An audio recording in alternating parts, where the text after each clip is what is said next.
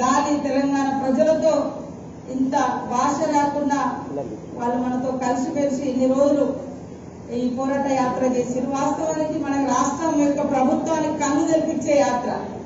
ఎందుకంటే పేదలందరికీ కూడా భూములు పంచింది కాంగ్రెస్ ప్రభుత్వం. వినోబా భావే గారి యొక్క స్ఫూర్తితోటి, నెహ్రూ గారి యొక్క ఆదేశాలు, గాంధీ గారి యొక్క మరి స్ఫూర్తి, ఇవన్నిటి ద్వారా భూములు పంచితే ఇప్పటి టీఆర్ఎస్ ప్రభుత్వం మొత్తం భూములన్నీ లాక్కుంటుంది. మనం చూస్తున్న ఊర్లలో ఒక రైతు భవనం కట్టాలన్నా, ఒక గవర్నమెంట్ బిల్డింగ్ కట్టాలన్నా, లేదా ఇంకెవరన్నా కబ్జా చేయాలన్నా కూడా ఇది గవర్నమెంట్ భూమి, ఇది నీకు హక్కు లేదు, ఇది నా పట్టా అని ఎక్కడో పోయి వచ్చి ధరణి పేరుతోటి మరి పట్టాలు సృష్టించి పేదల దగ్గర భూములు లేకుండా చేస్తున్నారు. కానీ ఆ భూములు పేదవాళ్ళకి, పూర్ ఫ్యామిలీస్ కి భూములు ఇచ్చింది కాంగ్రెస్. ఆ విషయాన్ని కూడా ఈ యాత్ర గుర్తు చేసుకుంటూ వచ్చింది.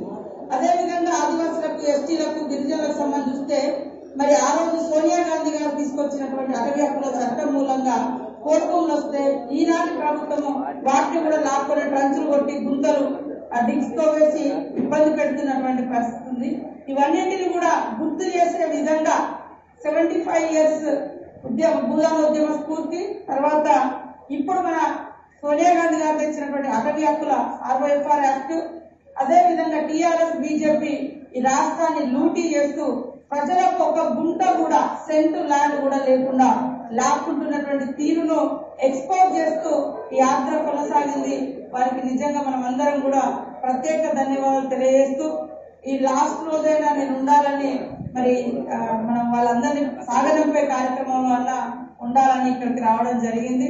అందరం కూడా రేపటి వరకు ఉండి ఇంకా మన వాళ్ళని కూడా ఎక్కువ పెద్ద మొత్తంలో గ్యాదర్ పిలుచుకొని ఘనంగా వీడ్కోలు పలుకుదామని ఈ సందర్భంగా తెలియజేస్తూ నాకు ఈ అవకాశం కల్పించిన మీ అందరికీ పేరు పేరున ధన్యవాదాలు. నమస్కారం.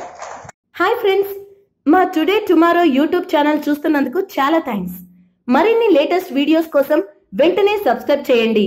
అలాగే ఈ బెల్ ని కూడా రింగ్ చేసేయండి. మా నోటిఫికేషన్స్ అన్ని మీ మొబైల్లో వస్తాయి. అలాగే మా వీడియోస్ మీకు నచ్చితే లైక్ చేయండి, షేర్ చేయండి, నచ్చకపోతే కామెంట్ చేయండి.